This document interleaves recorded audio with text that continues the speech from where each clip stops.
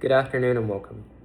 My name is Connor Russell, and I am a biomedical equipment technician at a Joint Base Elmendorf-Richardson, Alaska. With my job, I am constantly taking care of patients, managing people, and working with manufacturers, doctors, managers, and directors. With those things, I'm constantly communicating with them, and that requires proper email etiquette. I probably send out around 40 emails a day, and if I didn't have these 4 main things which I'm about to talk about, I wouldn't be able to succeed. Today we'll be talking about the subject line, the bottom line up front, or the bluff. Next we'll be talking about formatting and forwarding. Now, I listed these in the order I think that they are most important, so bear with me as we go over how to properly write an email. So in any business setting, we need to talk about the subject line in an email. So I like to see the subject line as the actual title of your email. This is going to make sure it's searchable. If a CEO, a manager, or director needs to search for your email, they'll have the subject line that is easily findable with the information that they know. It also shows a bit of like an urgency tier as well. So if I'm sending out an email that needs to be read, I can have that urgency written actually in the subject line. Another thing too, and this is just a general rule of thumb for myself, is I have a minimum of 5 words for my subject line. I don't like it when my subject lines are the actual body of my actual email. I'd say that for the next thing.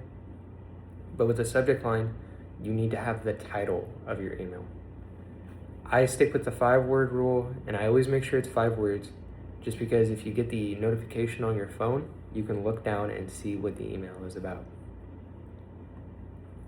Next up, we're going to go with the bottom line up front, or the bluff. So I think that's the second most important part of your email writing, and there's a strategy to it. So the first 2 sentences should have the context of your email. It says bottom line because you couldn't be scrolling to the bottom to see what the email is about. I understand that these doctors, directors, managers, they have a very limited amount of time. So if they can't find out what I'm talking about, then I'm wasting time with an email. Another thing too, and this is the above the fold concept, that if somebody can just look down at their phone, they can immediately see what I'm trying to talk about. That goes with the subject line as well, where you can instantly recognize it. You should be able to instantly recognize what I'm talking about with my email. It should be very clear and concise. The next thing I'll be talking about is formatting. So this is something that varies based on like your installation. For me, I always format my email this way. I go good afternoon, good morning, good evening, based on the time. And then I have the prefix of the person I'm talking to. So Mr. Davis, for example, or Dr. Javadi, or Colonel Mackinson. Their title or their prefix is right before. Additionally, we have the signature block that has who you are, your title, your phone number, your contact information. This is your actual signature. It's like you're writing a document. And next we have forwarding. So I always say there's something called the forwarding test. If you can forward your email to the CEO of the company, you need to understand the professionalism that is involved with how you're writing the email.